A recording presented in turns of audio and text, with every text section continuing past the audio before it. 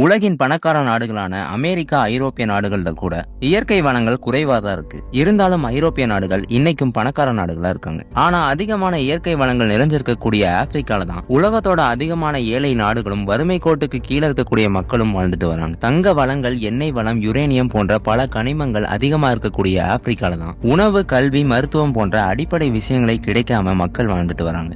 ஒரு காலத்துல உலகத்திலே இதுவரைக்கும் இல்லாத அளவுக்கு பணக்கார மன்னர்கள் வாழ்ந்த இடம் ஆப்பிரிக்கா. ஆப்பிரிக்கால தங்க வளங்கள் அதிகமா இருந்தனால அந்த தங்கத்தை எடுத்து எல்லா மக்களுக்கும் தாராளமா கொடுத்தாங்க ஆப்பிரிக்க மன்னர்கள். அதே மாதிரி இன்னைக்கு ஐரோப்பிய நாடுகள் பணக்கார நாடுகளா இருக்காங்கன்னா அதுக்கு முக்கிய காரணம் ஆப்பிரிக்கா, இந்தியா போன்ற நாடுகளுடைய இயற்கை வளங்கள் தான். இந்த அளவுக்கு பணக்காரர்களா வாழ்ந்த ஆப்பிரிக்க மக்கள் இன்னைக்கு எப்படி வறுமையான மக்களா மாறினாங்க? எதனால ஆப்பிரிக்க கண்டத்துல இத்தனை நாடுகள் தனித்தனியா பிரிஞ்சிருக்கு? இப்படி ஆப்பிரிக்காவை பத்தின எல்லா விஷயங்களையும் வாங்க இன்னைக்கு நம்ம பார்க்கலாம்.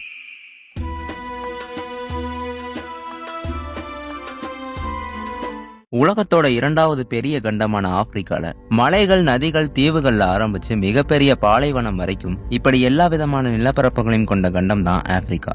ஆப்பிரிக்காவுடைய முக்கிய தீவுகளா மடகாஸ்கரும், அங்க இருக்க நதிகள்ல பெரிய நதியா நைல் நதியும் இருக்கு. அது மட்டும் இல்லாம நார்த் ஆப்பிரிக்காவுடைய பாதி இடங்கள் பாலைவனமா தான் இருக்கு. அந்த பாலைவனம் தான் உலகின் பெரிய பாலைவனமான சகாரா டெசர்ட். இந்த சகாரா பாலைவனம் எகிப்து உட்பட பல நாடுகள் கூட தன்னுடைய எல்லைகளை பகிர்ந்திருக்கு. வெறும் மணல்களையும் பாலைவன காற்றையும் தவிர வேற எதுவுமே இங்க இல்ல.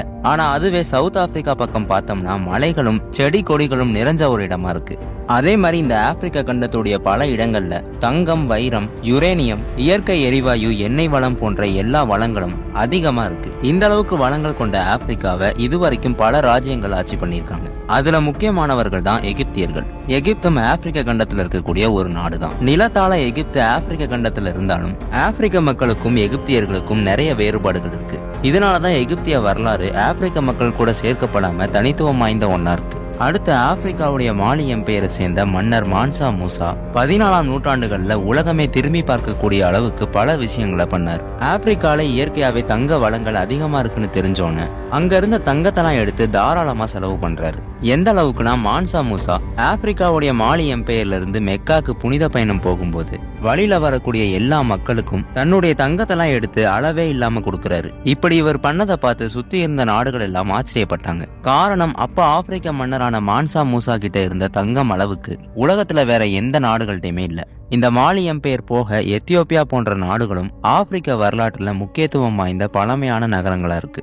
இந்த எத்தியோப்பிய மக்கள் ஆப்பிரிக்காவை மட்டும் இல்லாம இந்தியாவையும் ஆட்சி பண்ணியிருக்காங்க. இந்தியாவுடைய டெக்கான் பகுதிகளை ஆட்சி பண்ண மாலிகாம்பருங்கிற மன்னர் எத்தியோப்பியா, அதாவது ஆப்பிரிக்காவை சேர்ந்த ஒருத்தர். இப்படி இந்த அளவுக்கு சக்தி வாய்ந்த ராஜ்யங்களையும் செல்வங்களையும் வச்சிருந்த ஆப்பிரிக்கர்கள் எப்படி வறுமையான மக்களா மாறினாங்கன்னா அதுக்கு முக்கிய காரணம் ஐரோப்பியர்களுடைய வருகை. ஆப்பிரிக்கால இயற்கை வளங்கள் அதிகமா இருக்குன்னு தெரிஞ்சுக்கிட்ட ஐரோப்பியர்கள் அந்த இடங்கள் எல்லாத்தையும் கைப்பற்ற ஆரம்பிக்கிறாங்க. ஸ்பெயின், போர்ச்சுகல், பிரான்ஸ், ஜெர்மனி, கடைசியா பிரிட்டன் அரசாங்கம் வரைக்கும் இப்படி பல ஐரோப்பிய நாடுகள் ஆப்பிரிக்காவை கைப்பற்றி அங்க இருக்க மக்களையும் ஒட்டுமொத்த ஆப்பிரிக்காவையும் காலனைசேஷன் பண்ணாங்க. அது மட்டும் இல்லாம அங்க கிடைச்ச தங்கம், வைரம் போன்ற விலை மதிக்க முடியாத பொருட்களை எடுக்கிறதுக்காக ஆப்பிரிக்க மக்களையே அடிமைகளா கொண்டு வந்து தங்களுக்கு தேவையான எல்லா வளங்களையும் எடுத்துக்கிட்டாங்க ஐரோப்பிய மக்கள். இந்த ஒரு காரணத்தினாலதான் இன்னைக்கு ஐரோப்பியர்கள் பணக்கார நாடாவும் அதே ஆப்பிரிக்கர்கள் ஏழ்மையான நாடாவும் இருக்காங்க. தங்களுடைய சொந்த நாட்டிலேயே பல நூறு வருடங்களா அடிமைகளா இருந்தாங்க ஆப்பிரிக்க மக்கள். கிட்டத்தட்ட 19ஆம் நூற்றாண்டு வரைக்குமே ஆப்பிரிக்கா ஐரோப்பிய நாடுகளுடைய கட்டுப்பாட்டுக்குள்ளதான் இருந்தது. காலனைசேஷன் முறை எல்லா நாடுகள்லயும் முடிவுக்கு வரும்போது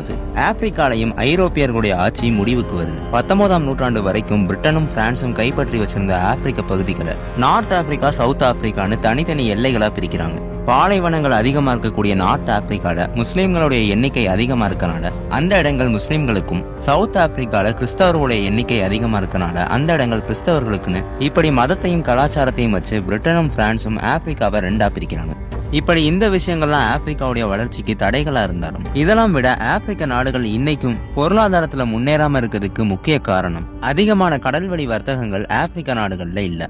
ஆசியா, ஐரோப்பா, அமெரிக்கா மாதிரி ஆப்பிரிக்க கண்டத்தை சுத்தி எல்லா பக்கமும் கடல்கள் இருந்தாலும் மற்ற இடங்கள் மாதிரி அதிகமான வர்த்தகங்கள் இங்க பண்றதில்ல. இதுக்கான காரணம் மற்ற நாடுகள் கூட தொடர்பே இல்லாம ஒரு சில மிடில் ஈஸ்ட் நாடுகள் கூட மட்டும்தான் ஆப்பிரிக்காவுடைய எல்லைகள் ஒட்டி இருக்கு. இது ஒரு காரணமா இருந்தாலும் முக்கியமான காரணம் படங்கள்ல பாக்குற மாதிரியே கடல் கொள்ளையர்கள் ஆப்பிரிக்க கண்டங்களை சுத்தி பல இடங்கள்ல இருக்காங்க. இந்த கடல் கொள்ளையர்கள் வர்த்தகங்களுக்காக ஆப்பிரிக்க நாட்டுக்குள்ள வரக்கூடிய கப்பல்கள் மேல அடிக்கடி தாக்குதல் நடத்துறதுனாலதான் இதை பார்த்து மத்த உலக நாடுகள்லாம் ஆப்பிரிக்கா கூட வணிகம் பண்றதை குறைக்க ஆரம்பிச்சாங்க. இந்த கடல் கொள்ளையர்களுக்கு எதிராக ஆப்பிரிக்க நாடுகள் பெரிய அளவுக்கு எந்த ஒரு நடவடிக்கையும் எடுக்காதனால மற்ற நாடுகள் இங்க இருந்த வணிக தொடர்பை கொஞ்சம் கொஞ்சமா நிறுத்த ஆரம்பிச்சு ஒரு கட்டத்துல கடல் வணிகமே இல்லாம ஆப்பிரிக்க நாடுகள் இன்னைக்கு ஏழ்மையான நாடுகளா மாறி இருக்கு. அதுல அதிக அளவு வறுமையால பாதிக்கப்பட்ட ஆப்பிரிக்க நாடுகள் தான் Burundi, central African republic, democratic republic of Congo, Liberia, Niger போன்ற நாடுகள்லாம் இன்னைக்கும் அதிக அளவு வறுமையான மக்கள் வாழக்கூடிய நாடுகளா இருக்கு. இந்த நாடுகள் இந்த அளவுக்கு வறுமையானதுக்கு காரணமே இங்க நடக்கக்கூடிய அதிகப்படியான கரப்ஷன், சரியான அரசாங்கம், கல்வி,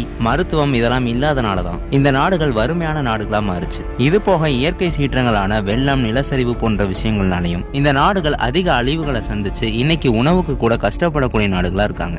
ஆப்பிரிக்க கண்டத்துல மொத்தம் 54 நாடுகள் இருக்கு. இதுல பெரும்பாலான நாடுகள் ஏழை நாடுகளா இருந்தாலும் ஒரு சில முன்னேறிய நாடுகளும் ஆப்பிரிக்கால இருக்கு. மொரீஷியஸ், சவுத் ஆப்பிரிக்கா, பார்ஸ்வனா, அல்ஜீரியா போன்ற நாடுகள் நல்ல முன்னேறிய நாடுகளா இருக்கு.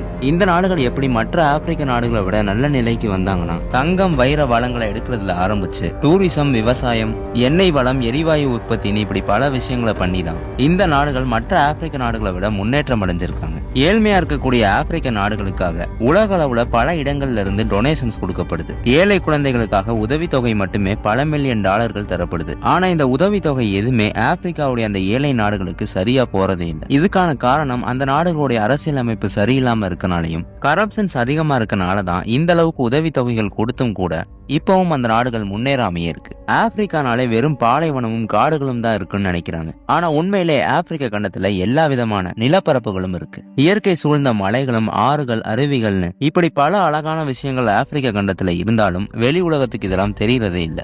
ஆப்பிரிக்க மக்கள் ஆப்பிரிக்க கண்டத்துக்கு அடுத்தபடியா அமெரிக்க நாடுகள்ல அதிகமா வாழ்ந்துட்டு வராங்க. இந்த ஆப்பிரிக்க மக்களால கிட்டத்தட்ட 2000க்கும் மேற்பட்ட மொழிகள் பேசப்படுது. அதுல முக்கிய மொழிகளா ஆப்பிரிக்கன்ஸ், அரபிக், ஸ்வகிலி போன்ற மொழிகள் இருக்கு. இந்த 54 ஆப்பிரிக்க கண்டத்துல மட்டுமே சராசரியா 3000க்கும் மேற்பட்ட வெவ்வேறு இனங்களை சேர்ந்த மக்கள் வாழ்ந்துட்டு வராங்க. இதுல ஒவ்வொரு இன மக்களும் தங்களுக்குன்னு தனித்தனியான உணவு முறை, பழக்க வழக்கம், கலாச்சாரம்னு எல்லா விஷயங்களையும் வச்சிருக்காங்க. இது போக இன்னைக்கும் நமக்கு தெரியாத சில பழங்குடியின மக்களும் ஆப்பிரிக்கால வாழ்ந்துட்டு வராங்கன்னு சொல்லப்படுது. ஆப்பிரிக்க மக்களுடைய கலாச்சாரங்கள்ல நடனமும் இசையும் முக்கியமான ஒண்ணா இருக்கு. தங்களுடைய ஒவ்வொரு விஷயங்கள்லயும் நடனத்துக்கும் இசைக்கும் அதிக முக்கியத்துவம் கொடுத்து ஆப்பிரிக்கர்களுக்குன்னு தனி ஒரு இசை முறையவே வச்சிருக்காங்க. இந்த மாதிரி நிறைய தனித்துவமான விஷயங்கள் அப்ப இருந்தே ஆப்பிரிக்க மக்கள்கிட்ட இருந்தனாலதான் வரலாற்றுல முக்கியத்துவம் வாய்ந்த மக்களா ஆப்பிரிக்கர்கள் இருக்காங்க. இன்னைக்கு ஆப்பிரிக்க நாடுகள் முன்னேற்றம் அடைறதுக்கான எல்லா விஷயங்களையும் பண்றதுனால கூடிய சீக்கிரம் ஆப்பிரிக்கால உள்ள நாடுகளும் முன்னேறிய நாடுகளா மாறும்னு சொல்லப்படுது. இப்படிதான் ஒரு காலத்துல உலகத்தோட பணக்காரர்களா இருந்த ஆப்பிரிக்கர்கள் வீழ்த்தப்பட்டு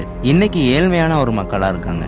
இந்த ஆப்பிரிக்க நாட்டையும் இந்த ஆப்பிரிக்காவோட இன்றைய நிலைமையை பத்தின உங்களுடைய கருத்து என்னன்னு மறக்காம கமெண்ட்ல சொல்லிருங்க. ஓகே கைஸ், உங்களுக்கு இந்த வீடியோ சுவாரஸ்யமாகவும் பயனுள்ளதாகவும் இருந்துச்சுன்னா மறக்காம மிஸ்டர் ஹிஸ்டாரியன் தமிழ் சேனலுக்கு சப்ஸ்கிரைப் பண்ணிட்டு ஆப்பிரிக்கா பத்தி தெரியாத உங்களுடைய நண்பர்களுக்கு இந்த வீடியோவை ஷேர் பண்ணுங்க. தேங்க்யூ.